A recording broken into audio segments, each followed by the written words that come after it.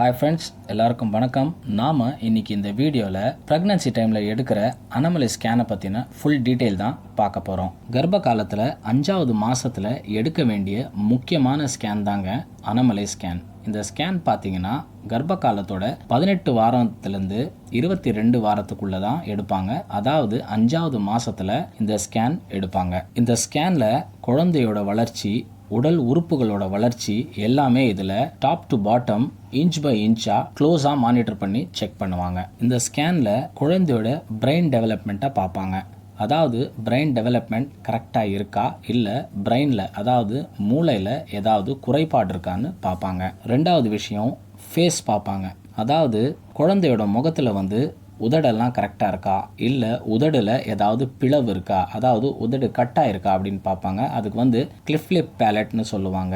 அது இருக்கா அப்படின்னு செக் பண்ணுவாங்க. குழந்தையோட ஹார்ட்டுக்கு போகிற ரத்த ஓட்டம் கரெக்டாக இருக்கா அப்படின்னு பார்ப்பாங்க. இதயத்தோட அறைகளை செக் பண்ணுவாங்க. இதயத்தோட வால்வுகள், அதாவது ஹார்ட்டில் இருக்கிற ஒவ்வொரு வால்வும் கரெக்டாக இருக்கா அப்படின்னு பார்ப்பாங்க. குழந்தையோட வயிற்று பகுதி, அதாவது குழந்தையோட வயிறு, குடல் எல்லாமே கரெக்டாக இருக்கா, இல்லை அதில் ஏதாவது குறைபாடு இருக்கா அப்படின்னு செக் பண்ணுவாங்க. குழந்தையோட சிறுநீரகங்கள், சிறுநீர் பை இது எல்லாமே கரெக்டாக இருக்கா, சிறுநீரகங்கள் கரெக்டாக செயல்படுதா, இல்லை அதில் ஏதாவது இஷ்யூஸ் இருக்கா அப்படின்னு பார்ப்பாங்க.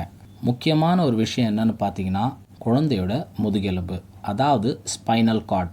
ஸ்பைனல் கார்ட் கரெக்டாக இருக்கா, இல்லை ஸ்பைனல் கார்டில் ஏதாவது கேப் இருக்கா, ஸ்பைனல் கார்ட் டிஃபெக்ட் இருக்கா அப்படின்னு செக் பண்ணுவாங்க. குழந்தையோட உடல் வளர்ச்சியில் குழந்தையோட தலை, கை, கால், விரல்கள், எலும்புகள் இதெல்லாமே கரெக்டாக இருக்கா, கை விரல்கள் கால்களில் அசைவு இருக்கா அப்படின்னு பார்ப்பாங்க. குழந்தையோட எடையை அவங்க மெஷர்மெண்ட் பண்ணி பார்ப்பாங்க.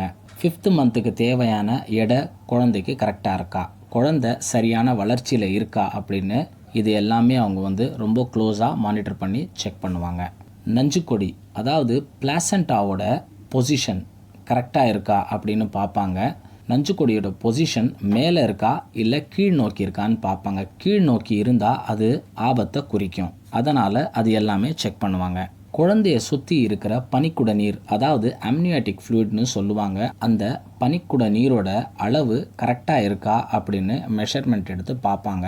அதாவது குழந்தைய சுற்றி இருக்கிற அந்த நீர் கரெக்டாக இருக்கணும். ரொம்ப அதிகமாகவும் இருக்கக்கூடாது, ரொம்ப கம்மியாகவும் இருக்கக்கூடாது. அதிகமாக இருந்தது அப்படின்னா தாய்க்கு சுகர் இருக்கலாம். அதாவது நீரிழிவு நோய் இருந்தாலும் குழந்தையை சுற்றி இருக்கிற தண்ணி அதிகமாக இருக்கும். குழந்தைக்கு உதடுகள் பிளவுபட்டிருந்தாலும், அதாவது கிளிஃப்லெட் பேலட் இருந்தது அப்படின்னாலும் குழந்தை அந்த நீரை குடிக்காமல் போயிடும். அதனால் கூட அந்த நீர் அதிகமாக இருக்கும். பனிக்குட நீரோட அளவு கம்மியாகவும் இருக்கக்கூடாது. கம்மியாக இருந்தது அப்படின்னா குழந்தைக்கு ஏதாவது டிஃபெக்ட் இருக்கா அப்படின்னு ஒரு கொஸ்டின் மார்க் அந்த இடத்துல நமக்கு ரேஸ் ஆகும். குழந்தையோட சிறுநீரகங்கள் வளர்ச்சி இல்லாமல் இருக்கலாம், இல்லைனா குழந்தையோட சிறுநீரகங்கள் பாதிக்கப்பட்டிருக்கலாம். அதனால் கூட பனிக்குட நீர் கம்மியாகிறதுக்கு வாய்ப்பு இருக்குது. கர்ப்ப காலத்தில் தண்ணி நிறைய குடிங்க. நம்ம உடம்பு டீஹைட்ரேஷன் ஆகாத அளவுக்கு பார்த்துக்கோங்க. நீரேற்றம் ரொம்ப முக்கியம். அடிக்கடி தண்ணி குடிச்சிக்கிட்டே இருங்க. அதுக்காக ரொம்பவும் அதிகமாக குடிக்க வேண்டாம். கொஞ்சம் கொஞ்சமாக தண்ணி குடிங்க. முடிஞ்ச அளவுக்கு ஒரு நாளைக்கு 2.5 3 லிட்டர் தண்ணி குடிங்க.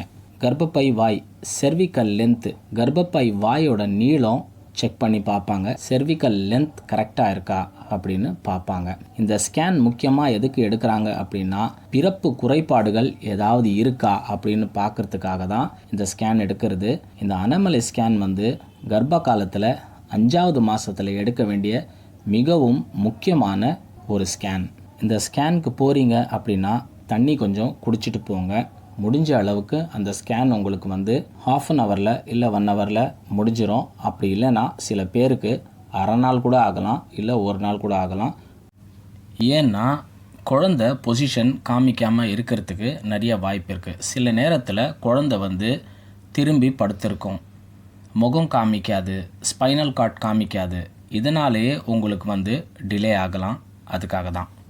அதனால் டாக்டர்ஸ் உங்களை கொஞ்சம் நேரம் நடக்க சொல்லுவாங்க.